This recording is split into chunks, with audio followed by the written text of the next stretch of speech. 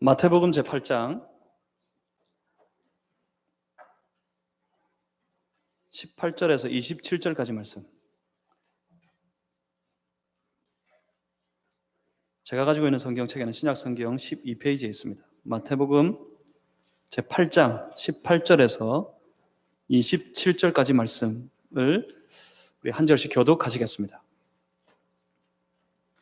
오늘 이 아침에 또 놀랍고 두려운 위기에 대해 여전히 하나님 앞에 쉬지 않고 예배드리는 우리 무리에 결합하신 살아계신 우리 아버지 하나님의 말씀입니다. 마태복음 8장 18절에서 27절까지 한 절씩 교독하시고 마지막 27절은 함께 합독하시겠습니다. 예수께서 무리가 자기를 애워 싸는 것을 보시고 건너편으로 가기를 명하시니라.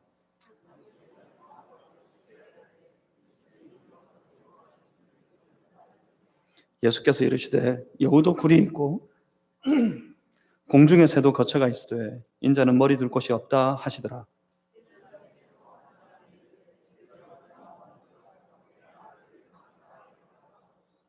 예수께서 이르시되 죽은 자들이 그들의 죽은 자들을 장사하게 하고 너는 나를 따르라 하시니라. 바다에 큰 놀이 일어나 배가 물결에 덮이게 되었을 때 예수께서는 주무시는지라.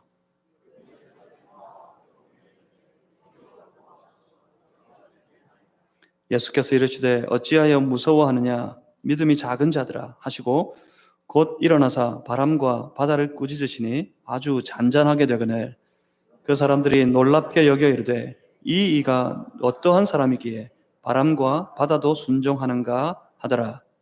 아멘. 오늘 보면 마태복음 8장 18절에서 27절 말씀으로 담대하게 믿으라 하는 제목으로 함께 하나님 말씀 나누겠습니다. 제가 잠시 기도하겠습니다. 살아계신 아버지 하나님, 아무리 두려워도 아무리 위험해도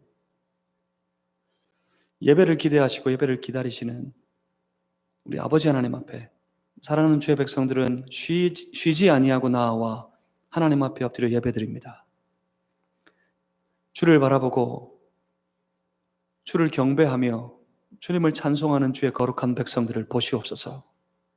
이 위험한 때 안전하게 지켜주시고 하나님, 이곳이 지상에서 가장 안전하고 지금 이곳이 주를 예배하는 이 동산이 지상에서 가장 평안한 곳이 되게 하여 주시옵소서. 성령이시여 우리로 충만하게 하실 때 주의 음성을 듣게 하시고 주의 뜻을 깨달아 알게 하여 주옵소서. 그 뜻대로 살아갈 수 있도록 성령님 도와 주시옵소서. 삶에 아무리 풍랑이 일어도 믿음으로 나아갈 때 이길 수 있음을 알게 하여 주옵소서. 예수 그리스도 이름으로 기도하옵나이다. 아멘.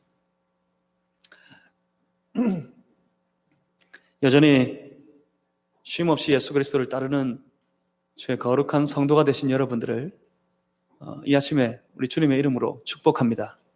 주님을 따르는 것 참으로 놀라운 일입니다. 주님을 따르는 그 삶은 죄악의 권세 아래 붙잡혀 살아가던 모든 삶에서 해방되어지고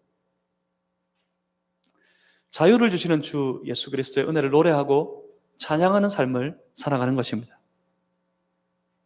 이전에 죄악의 권세에 붙잡혀 살아가던 모든 익숙한 삶에서 벗어나서 그 모든 삶을 다 떨쳐버리고 예수 그리스도의 인도하심을 따르는 주의 인도하심에 삶의 전부를 맡기고 나아가는 그런 삶이 되는 것입니다. 하지만 주님을 따르는 삶, 그것이 그렇게 만만하지는 않습니다. 주님을 따르는 그 삶이 그렇게 익숙하지도 않을 것입니다. 왜냐하면 이전에 주님 없이 살아가던 이전의 모든 세상에서의 삶과 생각과 태도와 습관이 더 이상 주님을 따르는 그 길에는 통하지 않기 때문에 그렇습니다. 그리고 주님을 따르는 그 길이 그렇게 순적하거나 그렇게 평탄하기만 하지도 않기 때문에 그렇습니다. 그래서 두렵습니다. 때로는 닥쳐오는 수많은 어려움과 위기들 속에서 두렵습니다. 넘어질 것 같아서, 쓰러질 것 같아서 무섭습니다. 하지만 그 길을 계속해서 갑니다. 왜냐하면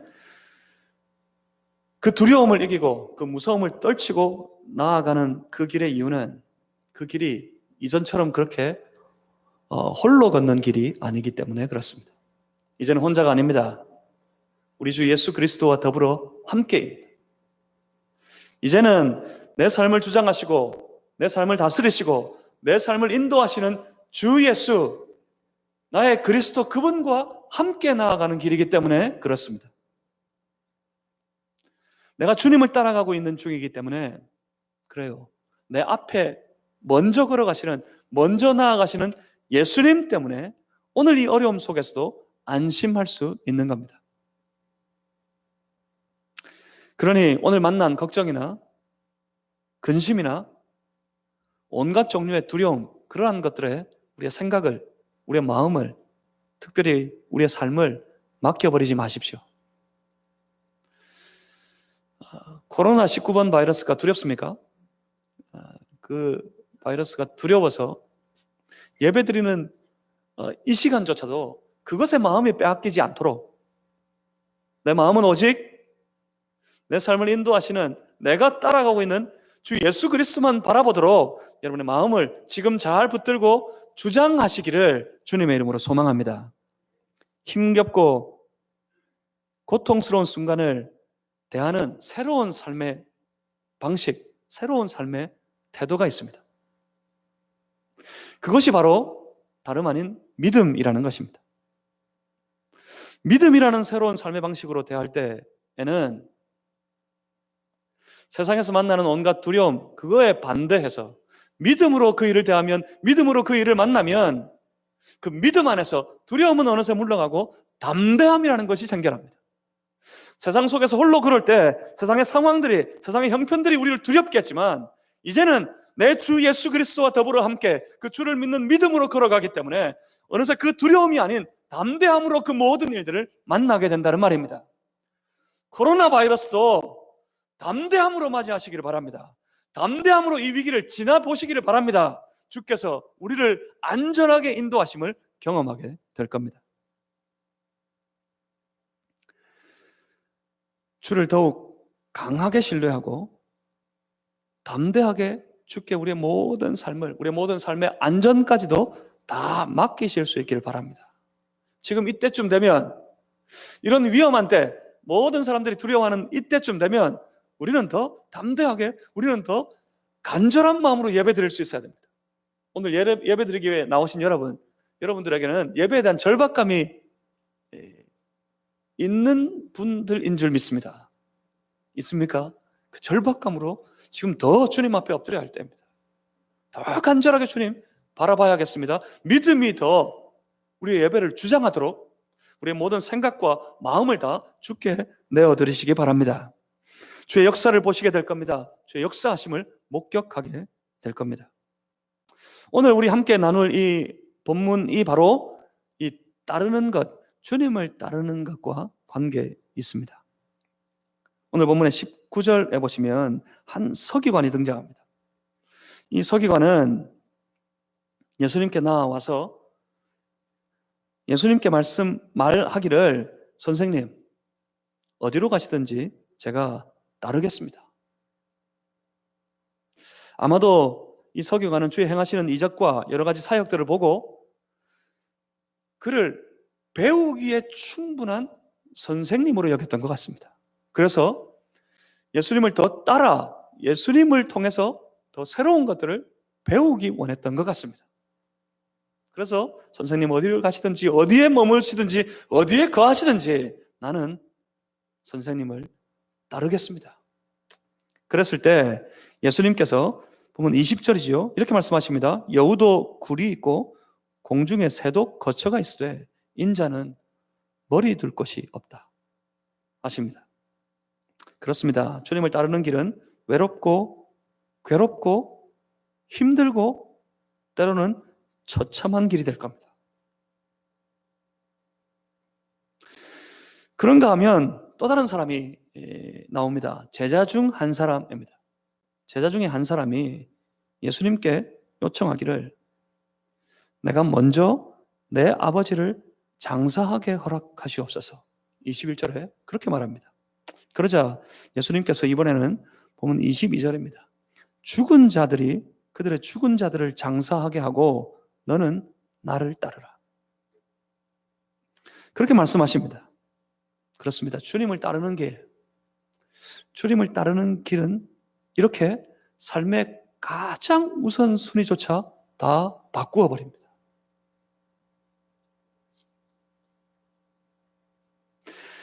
너는 나를 따르라 하십니다. 그렇게 제자들은 주님을 따릅니다. 오늘 본문이 주님을 따라 나아가는 그 여정 속에 있는 사건입니다. 본문의 뉘앙스를 가만히 보시면 조금 재미있는 건 서기관이 와서 서기관을 예수님을 선생님으로 여기고 예수님께 더 배우고 싶어 선생님 어디를 가시든지 어디에 머무시든지 내가 그곳으로 가고 나도 그곳에 머물러서 선생님으로부터 내가 더 배우고 싶습니다. 그래서 선생님을 따르겠습니다. 그랬을 때 예수님이 뭐라 그러셨죠? 나는 머리 둘 곳도 없다. 내가 거할 곳이 없다 하십니다. 이 뉘앙스로 볼 때 여러분 느껴지십니까? 이 서기관을 내가 선생님 따르겠습니다 하는 이 서기관을 만류하시는 것 같아요. 그러지 못하게 하시려는 듯 합니다. 그런데 제자 중에 한 사람이 어쩌면 그의 생애, 아들로서의 그의 생애 가장 막중하고 엄중한 아주 거룩한 의무 중에 하나인 그 부모를 장사하는 일, 가장 우선순위의 그 일을 앞에 둔 그 제자 중에 한 사람, 내가 먼저 장사를 좀 치르고 와서 주님을 따라야겠습니다. 그랬을 때 예수님은 그럽니다. 죽은 자들을 장사하게 하고 너는 즉시로 여기서 나를 따르라 하십니다. 따르겠습니다 하는 일을 만류하시더니 다른 일을 먼저 보려는 주의 제자에게는 즉시로 나를 따르라 하십니다. 그렇습니다. 주의 거룩한 제자가 되어 살아간다는 것, 그건 삶의 가장 우선순위, 최우선, 우리가 먼저 해야 할 일이 주님을 따르는 삶이라는 사실을 우리가 분명히 기억하고 오늘 본문의 말씀을 봐야 하겠습니다. 주님을 따르는 길, 그 길은 이렇게 주님과 더불어 함께 위험도 위기도 지나가는 겁니다. 본문 23절입니다. 배에 오르심에 제자들이 따르려는 자를 만류하셨고 주저하는 자에게 즉시로 따르라 하시더니 온 제자들을 불러서 함께 배에 올라 어딘가를 향해 가십니다. 그때 제자들은 예수님을 따릅니다. 이 따르는 길, 주님을 따라가는 이 길, 그 길에 제자들에게 필요한 것이 하나 있습니다. 오늘도 주께서 우리의 삶을 주장하시고 인도하셔서 우리를 이끌어 가실 때 주의 거룩한 백성 된 우리, 주의 거룩한 제자가 된 우리는 주님을 따라야 합니다. 그 따르는 삶에 필요한 것이 무엇일까요? 그 따르는 길에 우리에게 필요한 것이 있습니다. 오늘 본문을 통해 우리 그것을 보아야 하겠습니다. 우선 우리가 먼저 기억해야 할 것은 이 길이 제자들이 먼저 계획하거나 제자들이 먼저 생각한 길이 아니라는 사실을 아셔야 합니다. 이 길은 예수님께서 먼저 시작하신 길입니다. 이 길의 계획은 예수님께서 세우신 겁니다. 본문 18절입니다. 무리들이 예수님께 나와서 예수님을 애워싸는 것을 예수님 보시더니 제자들에게 명령하시기를 호수 건너편으로 가기를 명하십니다. 호수 건너편으로 가자 하셨던 거예요. 병행구절이 되는 누가복음 8장 22절 말씀에 보면 하루는 제자들과 함께 배에 오르사 그들에게 이르시되 호수 저편으로 건너가자 하심에 이에 떠났다 말씀하고 있습니다. 그렇습니다. 이것을 기억해 두셔야 합니다. 예수님께서 명령하셨어요. 뭐를요? 호수 이쪽 편에서 많은 일들을 행하시고 난 이후에 호수 이쪽 편에서 사람들이 나오는 것을 보시면서도 여전히 예수님께 많은 것을 기대하고 예수님께 많은 것을 소원하고 있는 많은 무리들이 예수님께 나와서 예수님을 애워싸는 것을 보시면서도 제자들에게 호수 저편으로 건너가기를 명령하십니다. 예수님은 제자들에게 이렇게 말씀하셨습니다.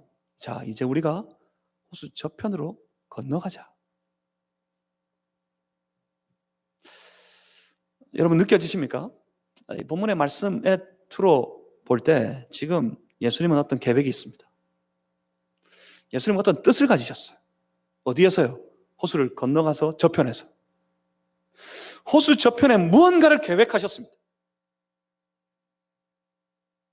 성경을 특히 마태복음을 이렇게 많이 읽어 보신 분들은 이 호수를 건너가서 어떤 일이 벌어지는지 여러분 잘 아실 겁니다. 세상 권세를, 이 땅의 권세를 주장하고 있는 악한 원수 마귀 사탄의 권세를 예수님 건너가셔서 완전히 깨뜨리십니다. 예수님은 그 일을 계획해 두시고 제자들에게 말씀하십니다. 지금 명령하십니다. 우리가 호수 저편으로 건너가자. 여러분 이걸 기억해 두십시오. 분명히 예수님이 시작하셨어요.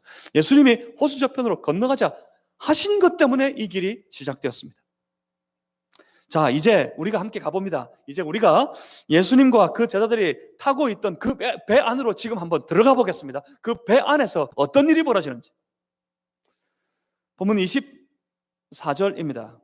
바다에 큰 놀이 일어나 배가 물결에 덮이게 되었을 때 예수께서는 주무시는지라. 분명히 예수님이 가자 하셨고 제자들은 그 예수님을 따라가는 길인데 예수님과 함께 예수님의 계획을 이루기 위해 주의 인도하심을 따라가는 그 길이 순적하면 얼마나 좋겠습니까? 주님이 주시는 말씀을 따라 말씀 안에서 살아가는 우리의 모든 삶은 주님이 따르는 그 길은 언제나 평안할 것만 같습니다. 언제나 좋을 것만 같습니다.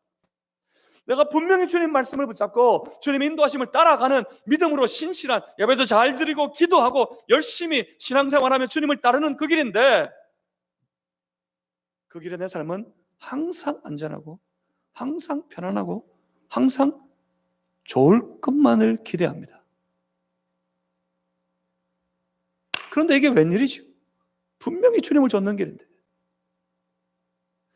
그 길이 그렇게 우리가 기대했던 것만큼 우리가 소원하는 것만큼 그렇게 평안하지 않습니다. 평탄하지 않습니다. 어떻게 했다고요? 바다에 큰 놀이 일어났다 합니다. 원래는 이 바다에 큰 놀이 일어났다 하는 앞에 단어 두 개가 더 있습니다. 영어 성경은 이걸 without warning이라고 번역합니다. 그러니까 어떤 경고도 없이. 무슨 말입니까? 갑자기 전혀 그럴 상황이 아닌데 전혀 그럴 일기가 아닌데 갑자기 큰 놀이 일어나고 배가 물결에 덮이게 되었다. 그러는 말씀입니다. 큰 일을 예수님께서 분명히 호수 저편에서 어떤 큰 일을 계획하고 가시는 그 길인데 그 길이 평안했으면 좋겠는데 그런데 지금 그럴 때도 아닌데 그럴 때가 아닌데 그 길에 풍랑이 일었어요. 배에 물이 덮쳤습니다. 이 배가 가라앉게 생겼습니다. 그런데 물결이 덮이게 되었을 때 예수께서는 주무시는지라 사이에도 단어 하나가 더 있습니다. 그러나 배가 물결에 덮이게 되었는데 그러나 어떻게 됐다고요? 예수님께서는 주무시더라. 웬일인지 예수님께서는 타신 그 배에서 그 풍랑 속에 잠길 것 같은 그 위험한 배 속에서 예수님은 주무십니다. 다급해진 제자들의 모습을 보십시오. 25절입니다. 그 제자들이 나와 깨우며 이르되. 깨워야 깰 수 있습니까? 지금 이 상황이. 제자들이 와서 깨우면서 이르되 주여 구원하소서. 우리를 구해 주십시오. 우리가 죽겠나이다. 우리가 죽게 되었습니다. 당연히 큰 소동이 일어났습니다. 갑작스러운 풍랑에 생각했던 것보다 풍랑이 점점 더 거칠어집니다. 배에 물이 가득 차게 되었습니다. 이 배가 이제 침몰하겠습니다. 죽을 위기를 지금 이들이 직감하고 있습니다. 경험하고 있습니다. 죽게 되었다고. 우리가 죽겠나이다. 아우성입니다. 예수님은 주무십니다. 그를 깨웁니다. 깨울 때 그들이 정말 기분 좋게 깨웠을까요? 흔들어 깨우면서 예수님, 예수님, 호수 저편으로 가자 하시더니 예수님, 예수님, 지금 보십시오. 지금 한가하게 잠자고 계실 때가 아닙니다. 우리가 다 죽게 되었습니다. 지금 자고 있는 게 웬 말입니까? 웬일입니까? 일어나서 우리를 구해 주십시오. 그런데 그때 예수님께서는 잠에서 깨어나 일어나십니다. 그러시더니 다짜고짜 오히려 이해할 수 없는 말씀을 하십니다. 보면 26절입니다. 어찌하여 무서워하느냐? 믿음이 작은 자들아. 사실 이 배에 타 있는 제자들, 그들의 삶의 면면을 한번 살펴보십시오. 이 사람들이 어떤 사람인지 아십니까? 이들 중에는 고기 잡는 일을 직업으로 가졌던 직업 어부들이 상당히 있습니다. 그들은 평소에 수없는 풍랑을 지났습니다. 풍랑을 헤치며 고기를 낚아왔던 베테랑 백군들입니다. 그런데 그 사람들이 볼 때도 지금 이건 위기입니다. 그 사람들이 볼 때 이 배가 가라앉게 생겼습니다. 그 사람들이 느낄 때 우리가 죽게 될 것 같습니다. 이 풍랑이 그렇게 만만한 풍랑이 아니었단 말입니다. 충분히 계획하고 예상할 만한 풍랑이었으면 대비라도 했을 텐데 그럴 때가 아니었다고요. 갑작스럽게 닥친 이 풍랑에 분명히 이들은 죽을 위기를 겪고 있습니다. 그래서 무섭습니다. 그래서 아우성입니다. 그래서 죽게 되었다고 외칩니다. 그런데 주님은 그 안에서 오히려 이렇게 외치십니다. 어찌하여 무서워하느냐? 믿음이 작은 자들아. 누가복음 8장 25절에서는 예수님 그렇게 말씀하십니다. 너희 믿음이 어디 있느냐? 무슨 말이죠? 믿음이 없다는 말입니다. 여기서 이쯤 되면 좀 이상한 냄새가 납니다. 이상한 냄새는 어디서 나는 걸까요? 지금 이 상황을 보면 다분히 의도적입니다. 예수님이 특별한 목적을 가지시고 그 목적을 이루기 위해 충분히 다분히 주께서 의도하신 상황인 것 같다는 그런 이상한 냄새를 지울 수가 없습니다. 처음부터 생각해 봅니다. 예수님께서 호수 저편에 뭔가 특별한 사역을 염두에 두시고 그쪽으로 건너가자 하시면서 배에 오르셨습니다. 제자들은 그저 따랐습니다. 제자들과 함께 배를 탑니다. 배에 오르실 때 예수님은 웬일인지 저 한쪽 편으로 찾아가 자리를 만드시고서는 그곳에서 누워 잠을 청하십니다. 왜 그러셨을까요? 저쪽 편의 사역이 너무 피곤하셨을까요? 아니면 평소에 우리 예수님 좀 잠이 좀 많으셨던 분일까? 어떤 이유에서인지 그 배 한쪽 편에서 분명히 불편한 자세였을 텐데 예수님이 잠을 청하십니다. 쪽잠을 청하십니다. 잠이 드시자 갑작스럽게 풍랑이 일어납니다.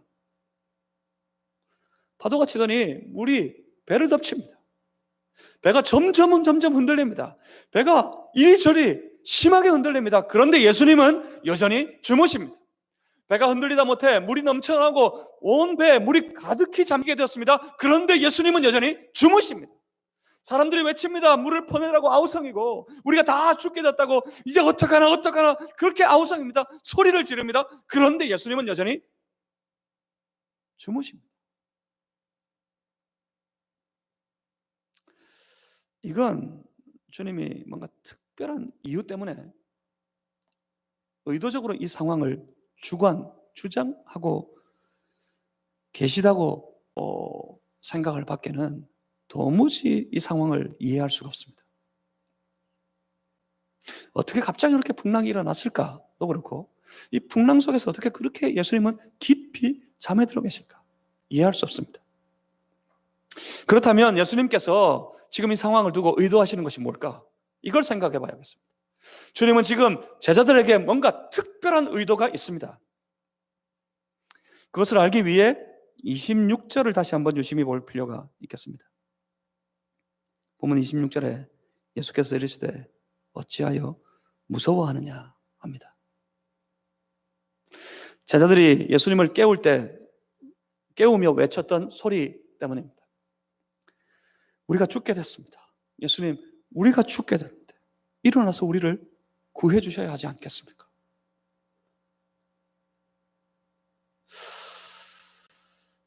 사람들이 그럽니다. 이 위기의 때에도 제자들처럼 이렇게 믿음을 가지고 예수님께 구하고 기도해야 되지 않겠느냐고. 사람들이 그럽니다. 그렇습니다. 위기를 만나면 기도해야 됩니다. 그렇지만 오늘 본문은 그런 교훈을 찾기에는 좀 어색한 본문입니다. 우리가 예수님께 제자들이 아우성칩니다. 우리가 죽게 됐습니다. 일어나셔서 우리를 구해 주십시오. 그랬더니 예수님이 일어나셔서 뭐라고 그러셨죠? 어찌하여 무서워하느냐? 믿음이 작은 자들아, 이 믿음이 없는 자들아. 예수님이 그들에게 믿음 없다 하시는데 제자들의 믿음처럼 기도해야지 그러면 되겠습니까?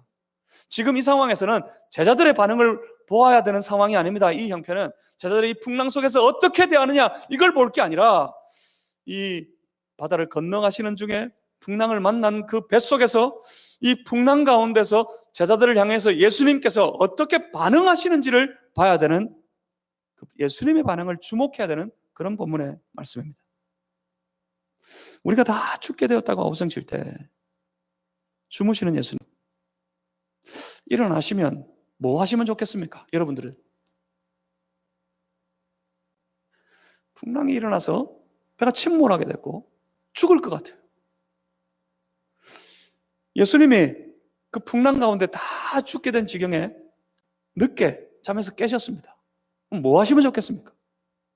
그 풍랑을 주의 권세와 능력으로 꾸짖으시고 잠잠케 하시면, 즉시로 잠잠케 해주시면, 이 위기의 순간에 잠잠하게 만들어주시면 얼마나 좋겠습니까? 근데 예수님은 지금 일어나시더니 흔들어 깨우니까 그제서야 일어나시더니 여유만만입니다. 이 모든 상황을 보시고 제자들의 아우성을 다 보시고 제자들이 만난 모든 위기를 다 보시고서 예수님은 여유만만입니다. 어찌하여 무서워하느냐? 믿음이 작은 자들아. 잘 생각해 보면 예수님이 지금 제자들을 향해 가진 이 의도는 믿음과 관계 있는 것 같아요. 이 상황을 보고 예수님이 믿음을 말씀하시니까 과연 그 믿음이 무엇인지를 우리가 깨달아 알아야 되겠습니다. 본문 26절, 27절입니다. 예수께서 이르시되 어찌하여 무서워하느냐? 믿음이 작은 자들아 하시고 곧 일어나서 바람과 바다를 꾸짖으시니 아주 잔잔하게 되거늘 그 사람들이 놀랍게 여겨 가로되 이가 어떠한 사람이기에 바람과 바다도 순종하는가 하더라. 풍랑을 말씀으로 잠잠하게 하시고 난 이후에 제자들이 나타내는 반응입니다. 26절, 27절은 이 반응이 참 재미있는 건 풍랑이 멈추었고 그 위기의 순간에 제자들이 살아남게 되었을 때 제자들의 생각이 이 풍랑이 멈춘 것에 있지 않습니다. 이야, 드디어 풍랑이 멈추었습니다. 드디어 이 파도가 잠잠해졌습니다. 드디어 이 위기의 순간에 이 풍랑 속에서 죽을 것만 같았는데 우리는 이제 살아남게 되었습니다. 그렇게 외치지 않았습니다. 예수님께서 꾸짖어 풍랑을 잠잠하게 하시니까 제자들이 놀랐습니다. 놀랍게 여겨. 예수님 풍랑이 잠잠해졌습니다가 아니라 이들이 놀랍게 여겨. 어떻게 하죠? 놀랍게 여겨. 그렇게 예수님을 흔들어 깨우고 죽게 되었다고 외치던 이들이 이 모든 상황 가운데서 풍랑이 잠잠해지니까 놀랍게 여겨. 어떻게 했습니까? 그전에는 그 앞에는 풍랑을 보고 있었겠죠. 파도를 보고 있었겠죠. 덮쳐오는 물을 보고 있었겠죠. 그런데 일시에 예수님 말씀에 풍랑이 잠잠해졌습니다. 그랬더니 그들이 놀랍게 여겨. 어떻게 했습니까? 예수님을 봅니다. 풍랑을 주목하는 이들이 이제 갑자기 예수님을 주목합니다. 누굴까? 몰랐습니까? 예, 그렇습니다. 아직 모릅니다. 아직 이들이 예수님에 대한 믿음이 온전하지 않습니다. 이후로도 온전해지지 않습니다. 어쩌면 예수님의 십자가의 죽으심, 부활하심, 오순절 승천하시고 난 이후에 오순절 성령 충만한 강림이 있고 난 이후에 비로소 예수님을 향한 지식이, 예수님을 향한 믿음이 그때 비로소 온전해질 겁니다. 지금은 그 믿음이 훈련되어져 가는 중이에요.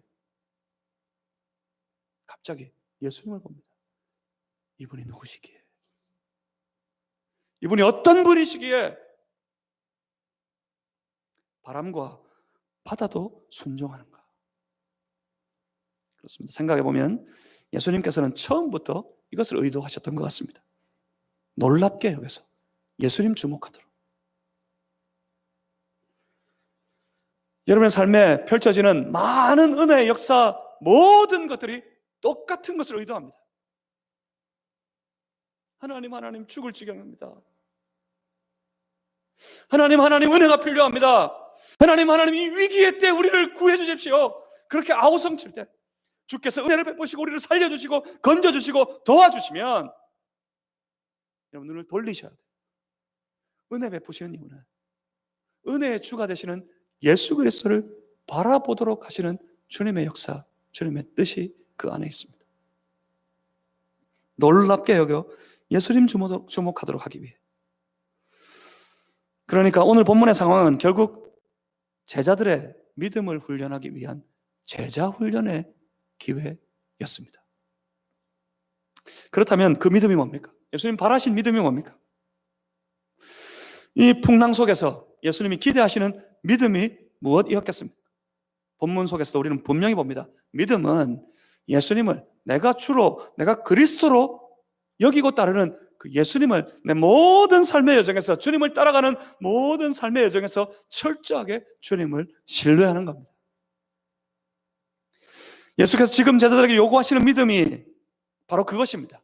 주를 보고 바람과 바다도 순종하는 예수님을 알고, 그래서 어떻게 그 예수님을 믿고 주께서 저 건너편에서 이루실 모든 일들을 주가 반드시 다 이루실 것이라고, 반드시 주님의 계획대로 다 하실 것이라고 그를 신뢰하고, 그래서 지금 이 모든 상황들을 예수님께 맡기고, 그래서 담대한 믿음으로 예수님을 따라가는 것, 이것이 바로 주께서 기대하시는 믿음입니다. 이게 무슨 말입니까? 본문의 시작을 기억하고 계십니까? 예수님께서 저편으로 가자 하셨기 때문에 시작됐습니다. 제자들이 자기 생각대로 가는 길이 아니었단 말입니다. 제자들이 자기의 소원대로 가는 길이 아니었단 말입니다. 이 제자들이 호수 저편에 건너가서 거기에서 뭔가 이익을 남기고 얼마나 사업을 계획하고 그 길을 가는 것이 아니었습니다. 이 길은 예수님이 가자 하는 길이었습니다. 예수님의 계획이 있었고 예수님의 뜻이 있는 길이었습니다. 제자들은 그 예수님을 따르는 겁니다. 만약 이 풍랑 속에서 이 배가 침몰하고 그들이 우려했던 것처럼 모두가 다 이 풍랑 가운데 죽게 되었다면 어떤 일이 벌어졌을까요? 어떻게 됐을 것 같습니까? 여기서 죽었다면 예수님이 계획하셨던 저 건너편의 일, 악한 원수 마귀 사탄의 권세를 깨뜨리시고 주의 백성들을 자유케 하시는 그 일은 무산되고 말았을 겁니다. 여기서 이 풍랑 가운데 침몰하고 예수님이 그 제자들과 더불어 함께 죽게 되었다면 어떻게 됐을까요?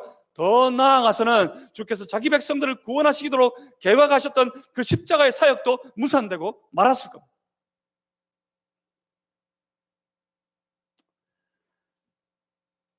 이 건너편, 그리고 더 앞으로 나아가 주의 사역들을, 주의 계획들을 다 이루시기까지 주를 따르는 주의 제자들은 안전할 겁니다. 주의 제자들은 그 이후로도 안전했습니다. 그러니까 예수님은 지금 제자들에게 그 주님을 철저하게 신뢰하고 주님을 담대하게 믿는 믿음이 필요했던 겁니다. 이후에 모든 사역들을 그 제자들과 함께 감당하시기 위해서. 아직도 모르는 것이 많습니다. 예수님에 대해서. 제자들은 아직도 이해할 수 없는 부분들이 너무 많습니다. 예수님에 대해서 그 제자들은 아마 말씀드린 것처럼 십자가 사건이 지나고 나서야 예수님이 이 모든 것들을 의도하셨구나. 주님이 부활하시고 난 이후에서야 그분은 참 하나님이셨구나. 승천하시는 걸 보고 약속하신 오순절 성령 강림이 있고 난 이후에 성령에 충만하게 된 이후에 모든 말씀들이, 모든 사건들이 다 깨달아져서 주님을 확실하게 알게 되고 확실하게 믿게 되었을 겁니다. 그런데 말입니다, 우리는 다 봤습니다. 이 풍랑도 우리는 봤습니다. 건너편에 벌어지는 일들도 우리는 다 보았습니다. 성경에서 그 위에 예수님께서 걸어가시는 모든 구원의 여정을 다 보았습니다. 십자가 사건도 봤습니다. 부활도 봤습니다. 예수님께서 승천하시는 것도 봤습니다. 예수님의 약속하신 것처럼 보혜사 성령이 임하시는 것도 경험했습니다. 다 아는 우리가 여전히 그 제자들처럼 주님을 따르는 오늘 하루를 살아갈 때 정말 주께서 우리에게 강하게 요구하시는 믿음, 그 믿음은 뭘까요? 그 믿음은 분명히 주님 가시는 그 길, 주가 계획하신 그 모든 일들을 우리 주께서는 다 이루신다. 내 삶 속에서, 내 인생의 모든 여정을 통해 주님은 주님의 계획을 다 이루신다 하고 철저하게 주님을 신뢰하는 겁니다. 믿음은 주를 신뢰하는 겁니다. 그런데 여기 아주 묘한 함정이 있습니다. 여러분, 우리 주님을 신뢰하십니까? 그러면 사람들이 그럽니다. 하나님의 선하심을 인정합니다. 지금 내가 힘들고 어렵지만 앞으로는 좋아질 겁니다. 왜냐하면 하나님이 나를 사랑하시니까. 내일 내게 행하실 주님의 좋은 일들을 나는 믿습니다. 그럽니다. 생각해보면 이건 신뢰하는 것이 아닙니다.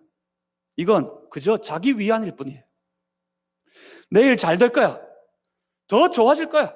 지금 어려워도 나아질 거야. 스스로 내일 좋은 일, 푸르고 푸른 청사진을 그리다가, 스스로 위로하다가, 스스로 위안을 가졌다가, 그런데 내일이 다가오면 상황처럼 안 됩니다. 기대했던 것처럼 안 됩니다.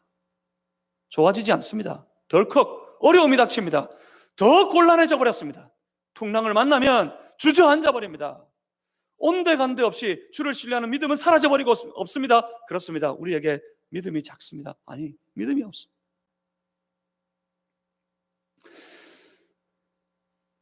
주님을 신뢰하지 못하는 그런 믿음이 우리에게 있습니다. 무엇 때문일까요? 내가 계획한 길이니까, 내가 준비한 길이니까, 내가 가는 길이니까요.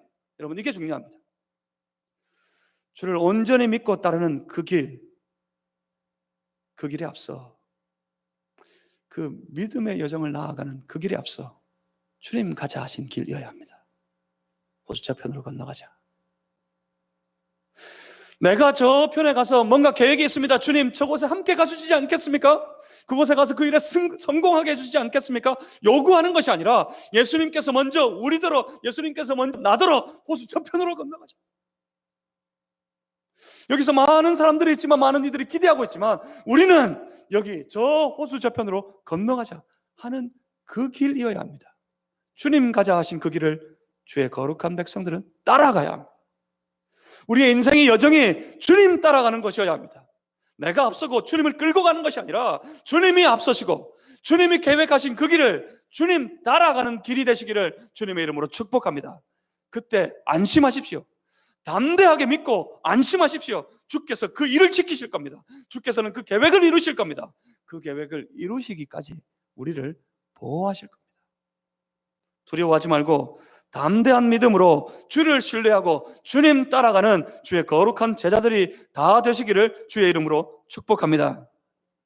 만약 철저하게 주님의 계획을 신뢰하는 믿음으로 살아간다면 우리 세상을 살아가는 방식이, 우리의 삶의 태도가 많이 달라질 겁니다. 많이 달라져야 합니다.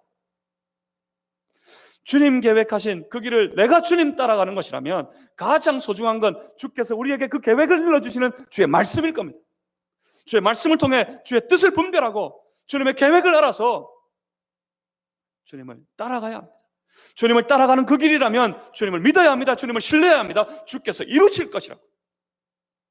그렇다면 주를 신뢰한다면 주께 다 맡겨야 합니다. 여러분 기억하십니까? 주를 신뢰하여서 주께 다 맡기고 나면 누가 일하시죠? 내가 일합니까? 내가 일해야 합니까? 그래서 넘어진다.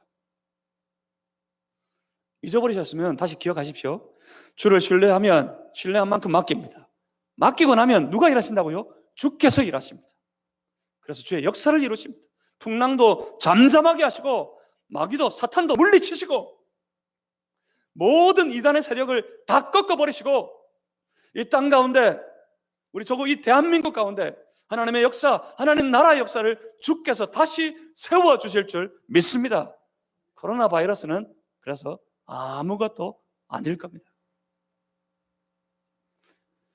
주께 맡기면, 주를 신뢰하여 주께 맡기면 주가 일하시는 줄 믿으시길 바랍니다. 기도하겠습니다. 살아계신 아버지 하나님, 주 안에 서기를 원합니다. 주님만 따르기를 원합니다. 주님 따라가는 그 길, 주님 때문에 안심하고 담대하게 믿음으로 나아가는 거룩한 주의 백성들, 주의 제자들이 다 되게 하여 주시옵소서. 예수 그리스도 이름으로 기도하옵나이다. 아멘.